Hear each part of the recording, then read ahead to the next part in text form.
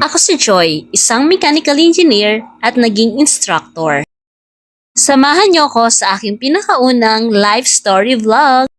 Nag-commute lang ako today dahil wala yung asawa ko dahil nasa Manila. Pero soon matututo din ako mag-drive. Mabuti na lang napakalapit ng bahay sa school kaya yan pwede akong mag-tricycle. Nakaka-excite maging instructor kasi syempre meron kang mga student na napakabait. Ayan, mag-greet pa sila. Tapos pagpasok mo sa office, nandyan din yung mga magagaling na professor ng mechanical engineering. Nagsisimula pa lang yung araw pero alam ko napakadami na naman ng gagawin. Pero kakayanin ko to kasi syempre nagtatrabaho tayo para sa pangarap. Balik katrabaho ko din pala yung best friend ko since college. Yan, si Ma'am Francia. Ito na ang pinaka-exciting part. Syempre, papunta na ako doon sa mga estudyante kong napakabait. Amazed na amazed ako dito sa mga estudyante ko kasi mga masunurin tapos napakabait talaga. As in, itong mga first year mechanical engineering student ko, napakatalino. At yan, game na game sila sa mga icebreaker natin. Yung subject ko pala ngayon, ME 101. So, dapat i-orient ko sila kung ano ang mechanical engineering.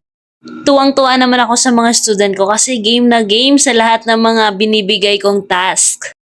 After ME 101, actually meron kaming special training that is for Autodesk Inventor. Masaya naman ako sa mga estudyante ko kasi talaga very willing silang matuto. Tingnan nyo, napakaseryoso. Makikita mo talaga sa mga estudyante kapag gustong matuto, as in, gagawin lahat para matuto. Kaya tingnan ninyo, game na game sila sa mga pinapagawa ko. Siyempre, bilang mga mechanical engineering student, dapat alam nila kung paano gamitin ang computer-aided drafting. Kaya bilang instructor, hindi ako papayag na hindi sila matuto sa subject ko. Kaya dapat lahat sila marunong. Bilang future mechanical engineers, syempre, isa sa mga tinuturo ko ang teamwork. Kaya masayang-masaya ako kapag nagtutulungan sila, lalo na sa mga task. By the way, proud na proud pala ako kay Justin, isang competitor namin sa Mechanical Engineering CAD. Isa sa pinakamagandang journey ko bilang instructor, yan, sabay-sabay kami kumakain ng mga katrabaho ko. Di ba ang ganda? Siyempre, after lunchtime, ayan, ang dami na naman checkan. Si sir na uuna nang mag-check, kaya ako mag-check na rin. Pero naalala ko, meron pa pala akong gagawin. Magpiprint pala ako ng mga programs namin para sa extension program. Kaya syempre, aside sa instruction, dapat marunong din ako sa extension. So yan yung wino-workout namin, yung programs namin para sa gagawing extension activity sa Ligaw. Ngayong hapon, bali wala naman akong tinuturuan dahil iba naman yung schedule ko. Kaya yun, more on paperworks naman ako. Sa wakas, uwian na!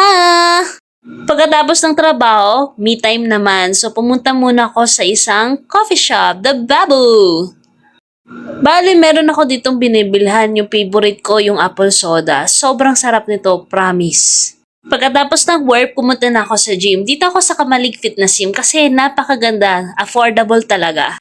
800 per month lang naman, kaya sulit na. Health is wealth, kaya syempre dapat pangalagaan natin yung pangangatawan natin. Hindi na ako nagdalawang isip na mag-gym kasi alam ko naman na meron akong PCOS kasi hirap na hirap talaga ako magbawas ng timbang. Ilang beses ko nang sinubukan na mag-gym pero hindi talaga ako consistent. Pero ngayon gusto ko maging consistent talaga. 3 weeks pa lang ako pero ang ganda na sa pangangatawan kasi parang ang lakas-lakas na ng mga muscles ko. Masaya naman ako sa progress ng aking pangangatawan. Kahit konti, basta may progress, okay na yan. 1 hour lang ako nag-gym, pero okay lang yun. Basta nakapag-gym ako ngayon, nakapag-exercise, yun naman yung importante.